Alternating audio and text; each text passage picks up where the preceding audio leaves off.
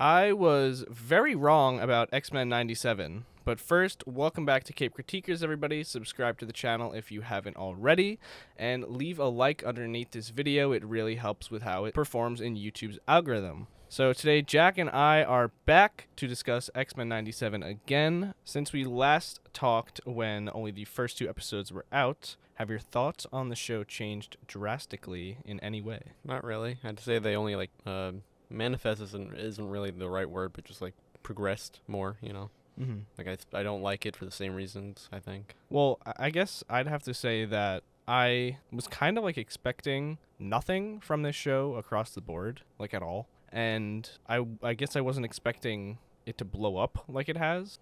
And now it seems like it's the most critically acclaimed thing Marvel has ever done, and no one really has any complaints about it, and people are just begging for more. So with all the critical and audience praise that this show is getting, do you think that it's justified? It has a 9 out of 10 on IMDb right now. I don't think it deserves a 9. I could understand why it would be an 8 out of 10 on IMDb or something. But a 9 out of 10 is for anything really. Yeah, it's just insane. TV shows and I guess also animated stuff does seem to get higher scores. But a 9 out of 10 is a pretty ridiculously high score. Yeah. I don't know. It's up there with fucking Avatar and shit. You know.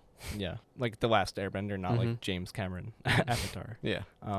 Yeah, I guess what this does tell me though is the X-Men clearly are popular enough and people want to see them more enough that the MCU should and could potentially make them the next Avengers level team in the movies in live action stuff. Yeah.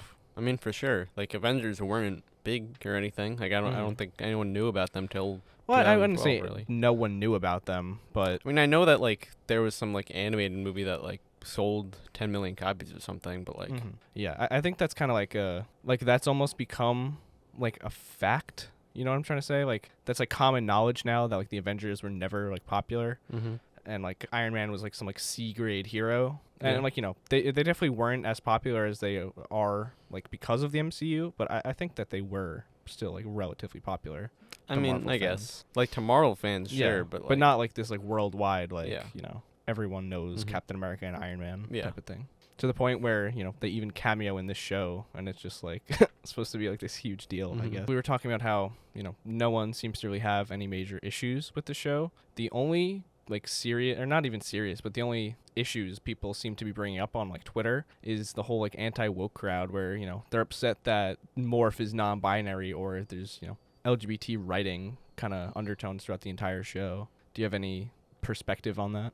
I mean, the original movies were about that. Yeah. So I mean, it just confuses me when people cry woke basically about the X-Men specifically. I mean, the whole Marvel in general, but the X-Men specifically, because they are literally an allegory for civil, gay, and just any minority rights, really. And you can kind of point to any relationships in the X-Men, not any, but a good amount of them, and be oh, this is supposed to be a gay relationship. And I'm not saying it's not that's the main point of the X-Men necessarily, the LGBT coded stuff, but it's definitely a major part of them. Iceman is a gay character, and there's a whole thing where he's constantly trying to bring female heroes from the X-Men to his parents, who are really big bigots. The showrunner, or I guess previous showrunner of X-Men 97, I think he's not showrunner, but he's still the head writer for season 2. Well, yeah, he is the head writer for season 2, but past that they're gonna be having a new writer. But Beau DeMayo, just Bo DeMayo, I don't know how to pronounce it, but he has been pretty active throughout the episodes dropping on Twitter, and he confirms that in the final episode when Morph turns into Jean Grey and says "I love you" to Wolverine, that's him admitting feelings for him, which is interesting because I feel you never see that type of thing in Marvel stuff. I mean, I feel there's just a catch-22 with the anti-woke crowd, because no matter how you present it, they're just fucking bigots, Yeah. If it's just you just have them in the story and it's not about them, then it's just it just feels it's forced in, man. Yeah. But if it's about them, and even if it's just fucking undertones and shit, then I even read the scene where like they say that Charles like literally like penetrates Magneto's mind. And then even the conversation that they're having in the bar. I mean, I know that it's like a replayed memory is what it turns out to be, but they reference it a ton, and the way that it plays out is like it's two men that are gay that are in a society that, you know, has not accepted gay people yet, and they're both kind of coming out to each other. Like when Charles uses telekinesis and he's like, I'm a mutant, telekinetic, it's just like, you know, really could have been a symbolism for coming out of the closet. I don't understand the anti-woke crowd, and if that ruins your X-Men show, you're a fucking idiot, and fuck you. Just don't understand it at all. I know that you've said overall like the series wasn't too compelling to you, but what were the standout elements that kind of kept you watching throughout season 1? Just the fact, I mean, like, it's pretty short, I guess, you know, like, it's Yeah. just easy to watch while eating. Like, it works as a Sunday morning cartoon show. Just like the fucking beautiful animation, really. Yeah. The animation is definitely my favorite part of this whole thing. The sequence where Gambit is running towards the Sentinel during the Genosha attacks to stop it, and, you know, ultimately is killed, but then blows up the whole Sentinel, is, you know, so brilliantly animated and directed. And it's probably like my favorite moment out of the whole series so far, I guess, you know, in season 1 here. The animation is, I think, so significantly better than like any of the show's contemporaries, which is like even like against like, you know, Disney against himself here. Like I think it's even better than What If, which is saying a lot, because I think the What If animation is pretty good. Yeah. Well, that's more like 3D, like weird animation. So yeah. Studio Mir from South Korea is behind the animation of X-Men 97. They did let me see, I have it written here. They did the animations for Legend of Korra, My Friend Superman, a couple other big like Young Justice and the Harley Quinn show they did, and then, you know, a couple other ones that are pretty popular as well. Yeah. So would you agree that the X-Men 97 animation is, you know, like, I mean, even against like Invincible, like, at this better point. than like, I mean, Invincible is just like fucking stupid at this point. But like I don't know, it's just I don't watch like a lot of animation, but like the ones I do aren't that high quality, I guess, but like compared to everything I've seen, it's pretty great though. Yeah, I think it's definitely one of the things in this show that kept me, you know, actually engaged and like really helped with at least like the entertainment factor of the show. So which characters did you think were the best written and had the best arcs throughout season 1? I think for me, the ones that I liked the best were probably Magneto, Gambit, and Cable. I think those 3 were probably my favorite. I actually didn't love Cyclops' writing at times, and so here's what I'll say about Cyclops. They definitely made Cyclops look a lot cooler than the Fox like movies did. I think the Fox movies kind of just, I mean, I can't even think of like any memorable moments for him. In the Fox X-Men movies, Scott kind of just like does nothing for 3 movies or 2.5 movies and then dies, and that's it. Aside from, you know, actually making Scott's powers look cool and, you know, having any storyline that's interesting involving him, the thing that pisses me off about what they did with him, I guess how his arc wraps up in season 1 at least, is like the whole time it seems like he's doing or like being put in situations that would end up aligning him Magneto's way of thinking, and then when Charles returns and like explains to him why he left and like, you know, put Magneto in charge instead of him, the way that he leaves that conversation, he like walks out of that conversation, and I'm like, oh, they're gonna do the thing where he finally stops kind of like, you know, listening to his father figure and makes his own choices, which is kind of something that happens in the comics. Like the team splits and Scott runs one part of the way of thinking, and then they, you know, beat up Magneto and like try to kill him, but then once they have the Bastion fight, he's just like, wait, we should recruit this guy, he's one of us, he's a mutant. It's just really like convoluted and like like out of nowhere, like where did this way of thinking come back in? Like why would he do this now? Yeah, I don't know.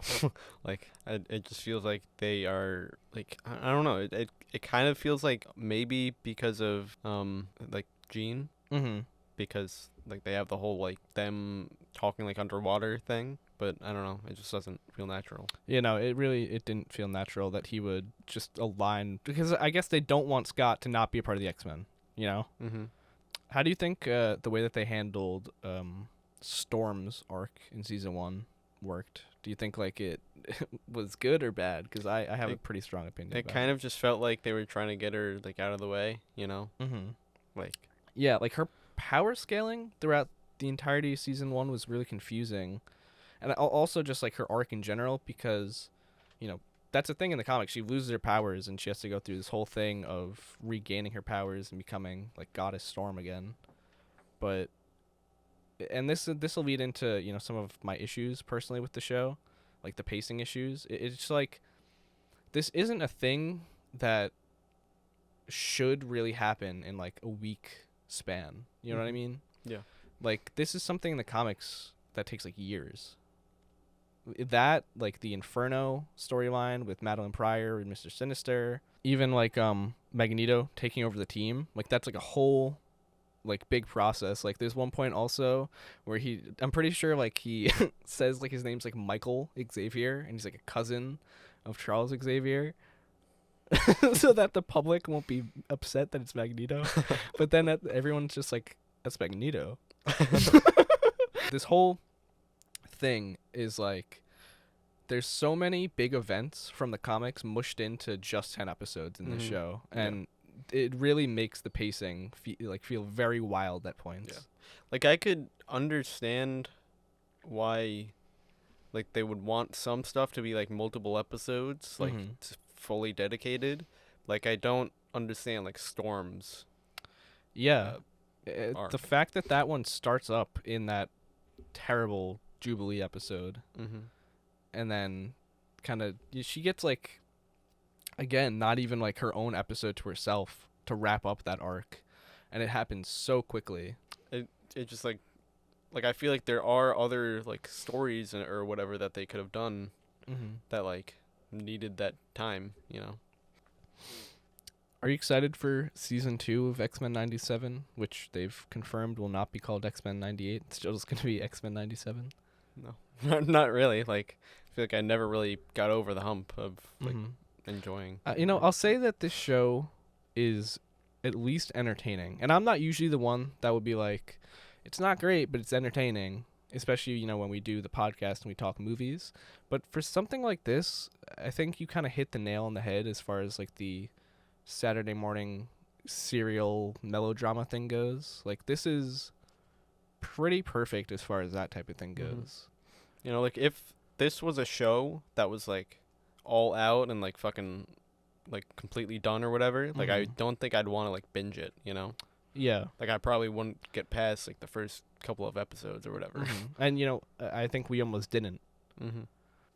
Personally, I do agree with you that it's like not as good as everyone is saying, like by a pretty big margin, but I'm kind of excited to see where it'll go, and I think it's entertaining enough for me where like I do want more, and I also I think I wanted more throughout season 1, especially with it only being 10 episodes and the fact that there's a good handful of storylines here that just don't get the time that they deserve. Like I wish that this was maybe a 20 episode series instead of 10. I feel like I might like actually just not watch season 2 and just like, cause like the only reason I kept watching, was because like I saw like some interesting storylines getting adapted and just like people calling it the greatest thing ever, and I feel like I enjoyed that more, like the fucking like anticipation part. Yeah. So I might just do that. Yeah. Like if I don't vibe with season 2 episode 1 at all. Yeah, I think that's fair. I do think that the storylines they're getting into are going to be maybe even more interesting than the ones that we saw in season 1. And I hope that, and this is something I would change from season 1, I hope that the storylines that we're going for here with Apocalypse and, you know, the two directions that we seem to be hitting it from the past Apocalypse stuff and the future Apocalypse stuff, like, I hope we just stick to that, you know? I hope we don't keep adapting big events from the comics and, you know, wrapping them up in an episode, because that just doesn't work for me. I mean, like, I've heard people say it'd be interesting if the entire season 2 or season 3 or whenever they finally have it set up or would be set up is for them to do like a full Age of Apocalypse. Yeah, I think that would work. Which was like already adapted first just because of scheduling in the original show. Yeah. I think that would work significantly better than just like hitting the fan service stuff, trying to put all this different stuff from the comics into a 10 episode season. Because like I know that like Age of Apocalypse probably is never gonna get touched properly, at least by the movies as we've seen. Yeah. But yeah, that's what's good about animation. Like, this is the perfect place to get the full comic onto the screen, because you can literally adapt panels. So how do you rank X-Men 97 season 1 as a series overall? 6.5 out of 10, I guess. Yeah, I'd probably be around like a 6 to a 6.5 as well. Where do you rank it up against other MCU projects?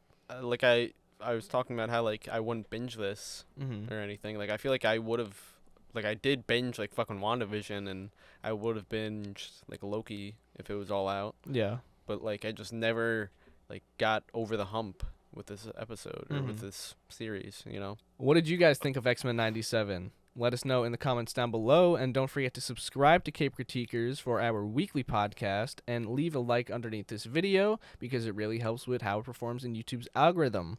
We will see you guys in the next episode. Goodbye. Rolo. What? All right, let's get out of here, pal.